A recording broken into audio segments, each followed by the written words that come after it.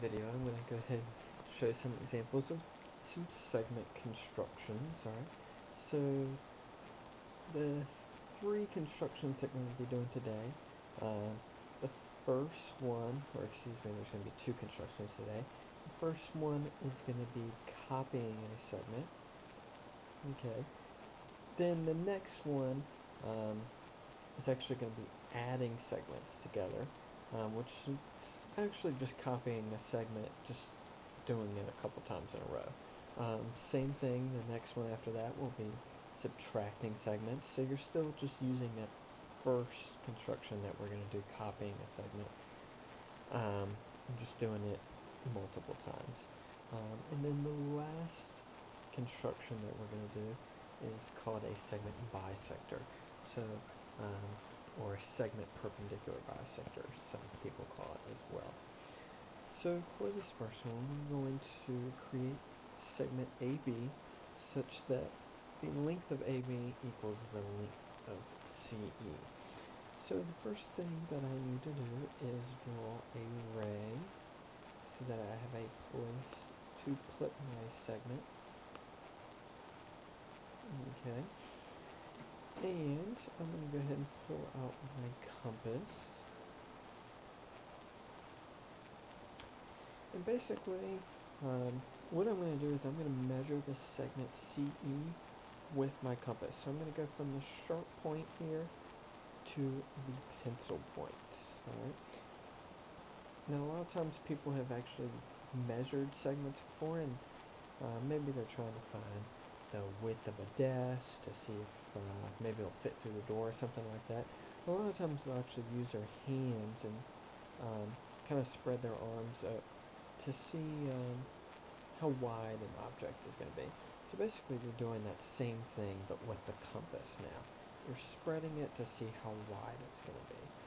So I'm going to spread it, put the sharp point on one end point, put the pencil point on the other. Now you may have a slightly different compass than mine. So with your compass, make sure that you lock this setting in. Some of the plastic compasses tend to be a little bit cheaper and actually slide around some while you're trying to draw arcs and things like that. So make sure you get a compass that you can actually tighten that setting down so it doesn't move in or out any.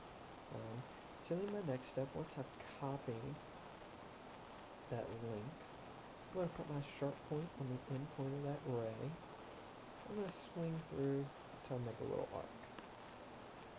I don't have to make it gigantic, just enough that it intersects that ray. Okay, and now my new ray, AB, I'll have to excuse my endpoints here, is going to be from the endpoint of that ray to where I just kind of crossed through.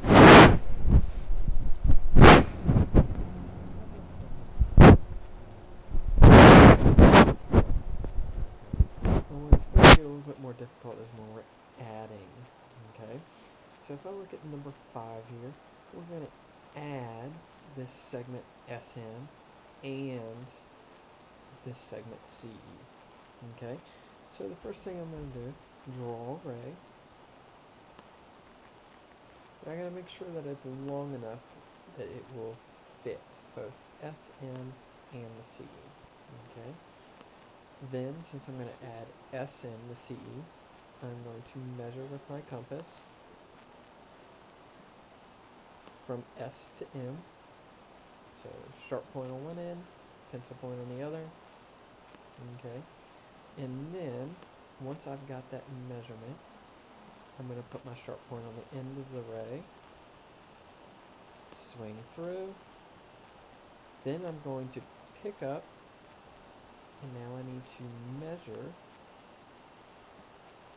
the width of CE.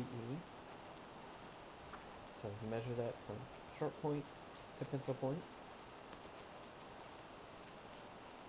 And instead of sliding my compass at the end point there, I'm going to put my sharp point where I just left off with that arc.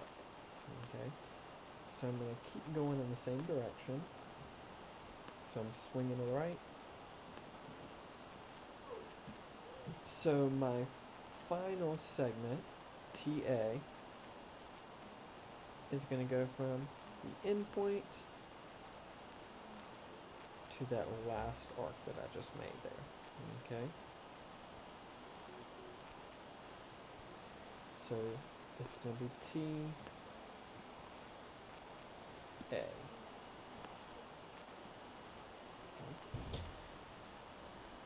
Now 2, you're going to follow the same process as number 5 here, okay, except instead of having to add CE and SM, I'm just going to go CE, make that arc, and then pick up and mark CE again, so you'll have 2 of them, okay, so it's a lot like adding. You're basically adding CE plus CE, okay. Like the last one that we're going to do on this side, we're going to do one with some subtraction here, okay? So it says construct segment HI, so that HI is the segment BD minus the segment DE, okay? So I've got to draw my ray, so I have somewhere to put this segment. I'm going to put my sharp point on B or D, either one, and I'm going to put my pencil point on B here. So I'm measuring in between. Now you'll notice that I started with BD because BD is the first one. Okay, so I'm going to put my sharp point on the end point, swing my compass through, so it hits that ray. Next, I'm going to measure between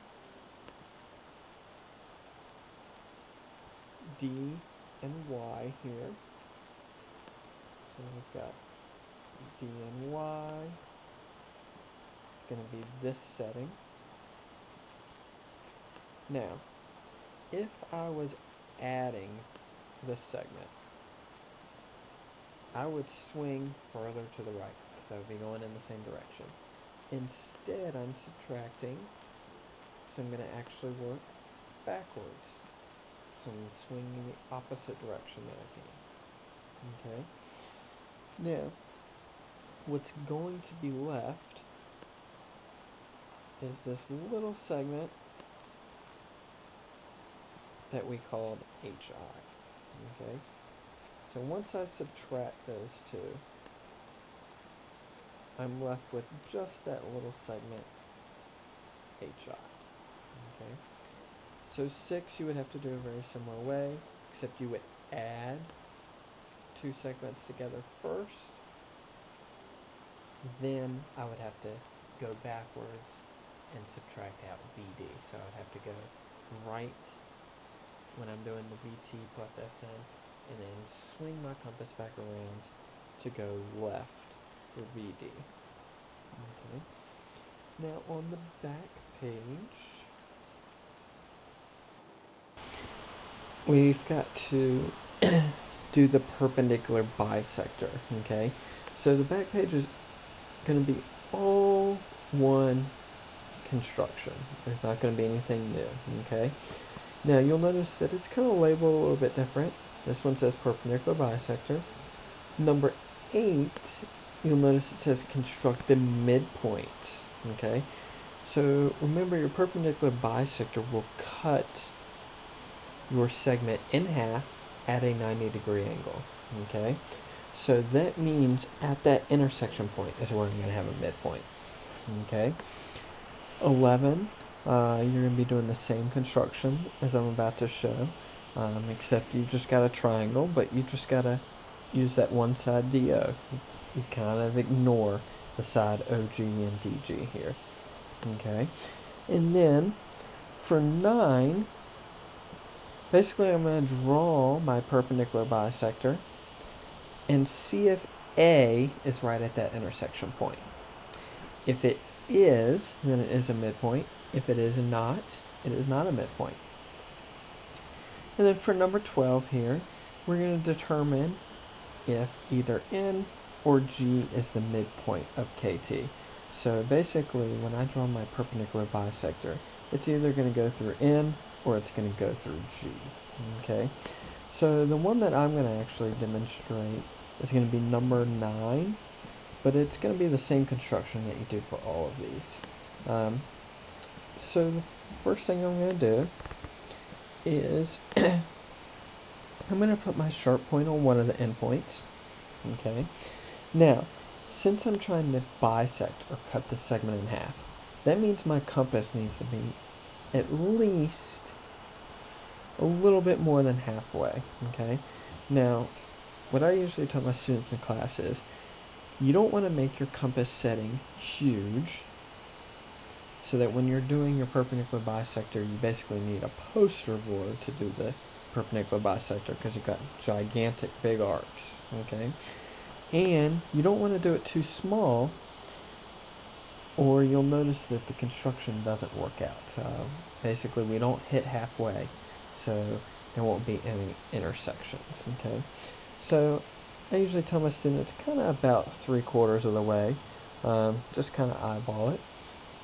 What you'll do is once you've kind of stretched out your compass about 3/4 of the way, you're going to swing up and swing down, and basically I am making a gigantic C. Okay, now I'm making sure that I swing enough so that if you were to imagine my perpendicular bisector, if I were to eyeball it, it's probably going to be going somewhere through there. Okay, so I'm basically trying to swing my compass enough so that it would intersect my perpendicular bisector.